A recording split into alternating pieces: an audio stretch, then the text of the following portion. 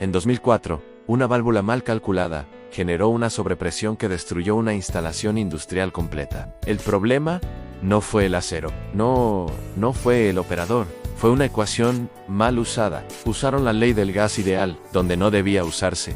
Hoy vas a aprender cómo evitar ese error, usando la regla de Kay y el factor de compresibilidad.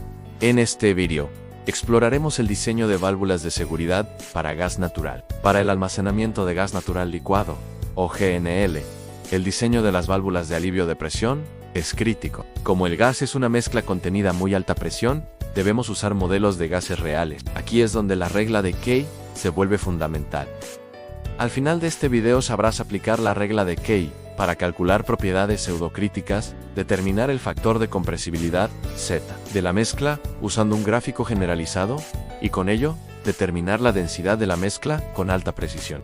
Nuestro desafío es el siguiente. Un tanque almacena gas natural con una composición molar de 85% de metano y 15% de etano, a 150 bares y 350 Kelvin. Nuestro objetivo es calcular la temperatura y presión pseudocríticas y determinar el factor de compresibilidad, Z. Ahora comenzamos a resolver el problema. Aplicar la regla de Kay para la temperatura pseudocrítica. La fórmula es la suma de la fracción molar de cada componente por su temperatura crítica. Para el caso del metano, los valores críticos son a 190.6 Kelvin y 46 bares. Y para el etano, los valores críticos son a 305.4 Kelvin y 48.8 bares. El cálculo de la fórmula de Kay para la temperatura crítica es 0.85 multiplicado por 190.6 Kelvin más 0.15 por 305.4 Kelvin, lo que resulta en 207.82 Kelvin. Para la presión pseudocrítica, la fórmula es similar. El cálculo es 0.85 multiplicado por 46 bares, más 0.15 por 48.8 bares, dándonos 46.42 bares. Acabamos de transformar una mezcla compleja en un fluido equivalente. Ahora determinamos las propiedades reducidas. La temperatura reducida la calculamos con la temperatura de 350 Kelvin dividida entre la temperatura pseudocrítica de 207.82 Kelvin, obteniendo una temperatura reducida de 1.648. La presión reducida se determina dividiendo la presión de 150 bares y la presión pseudocrítica de 46.42 bares, obteniendo el valor de presión reducida de 3.321. Y ahora, entramos al diagrama de comprensibilidad generalizado, o diagrama de factor Z universal. Este diagrama permite estimar cuánto se desvía un gas real del comportamiento de un gas ideal, basándose en el principio de los estados correspondiente. Mediante el gráfico determinamos un valor de Z de aproximadamente 0.75. Significa que el volumen real es 25% menor que el predicho por gas ideal. Ese 25% puede destruir tu diseño. Ahora realizamos la aplicación real al diseño. Calculamos el peso molecular de mezcla, cuyo valor resulta en 18.14 gramos por mol. Con el valor del peso molecular de mezcla y el factor de comprensibilidad, determinamos la densidad real de mezcla, cuyo valor calculado dan 125 kilogramos por metro cúbico. Ahora sí podemos diseñar correctamente el área de descarga de la válvula. Determinar el área de descarga de una válvula de seguridad no es solo sustituir números, es aplicar conservación de masa, más termodinámica, de flujo compresible, más normas industriales. Una válvula de seguridad debe evacuar masa suficientemente rápido para evitar que la presión supere el límite estructural del recipiente. Entonces, el problema físico es, la válvula debe descargar al menos la tasa máxima de generación de masa. Ahora veamos el modelo físico de fluido compresible. Cuando un gas descarga desde alta presión hacia presión menor, puede suceder que 1 se acelera, 2 puede alcanzar velocidad sónica, 3 puede producirse flujo crítico, Hot flow. En la mayoría de válvulas de alivio de gas a alta presión, el flujo es crítico. El flujo se vuelve sónico cuando la relación de presión de salida y presión de entrada es mucho menor que el límite crítico. Dicha relación se define como donde K representa el índice adiabático, que es la relación entre el calor específico a presión constante, dividido por el calor específico a volumen constante. El valor de K para metano a la temperatura aproximada de 300 grados Kelvin tiene un valor aproximado de 1.3.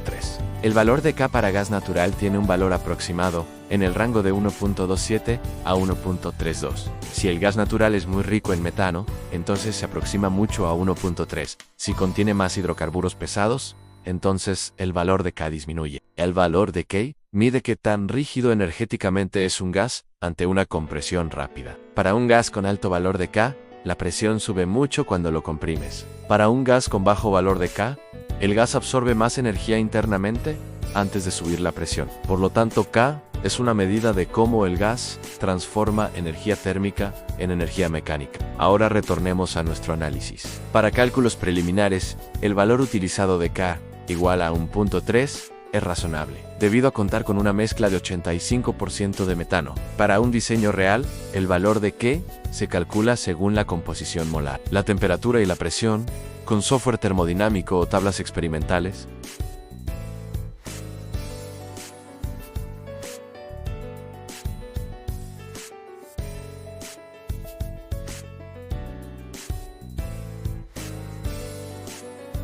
Tomando entonces un valor de K de aproximadamente 1.3, determinamos la fracción mínima de presión que puede existir en la garganta cuando el flujo alcanza velocidad sónica. Es el punto donde el gas ya no puede acelerar más usando solo su energía interna, que reemplazando valores en la ecuación, da un valor de 0.546. Entonces la relación de presión de salida, que para nuestro caso es a la atmósfera, y la presión de entrada, que es de 150 bares, es menor o igual a 0.546. Significando que el flujo se vuelve sónico si la presión de salida es menor o igual a 0.546 de la presión de entrada. O el flujo se vuelve sónico cuando la presión aguas abajo cae por debajo del 54.6% de la presión aguas arriba. Como descargas a 1.013 bares, que es el valor de la presión atmosférica, desde 150 bares, estás muy por debajo de ese umbral. Por eso la válvula trabaja en régimen crítico, o calculando la relación de presión de salida sobre presión de entrada. Obtenemos un valor de 0.0067, que es muchísimo menor que 0.546, lo que nos indica que el flujo es definitivamente crítico. Ahora, sabiendo que las condiciones son críticas, podemos calcular el área, para lo cual utilizaremos la ecuación de flujo másico para gas real, de la cual despejamos el área, que es una ecuación general usada en diseño, y que es una forma derivada de conservación de energía y continuidad, donde cada término es, m es el flujo másico requerido, c sub d es el coeficiente de descarga, con un valor típico de 0.9, a es el área de descarga, P sub 1 es la presión absoluta aguas arriba, K es el índice adiabático, Z el factor de comprensibilidad, R constante del gas específico, y T sub 1 es la temperatura absoluta. De la ecuación de flujo másico despejamos el área, y tomando un valor de 5 kilogramos por segundo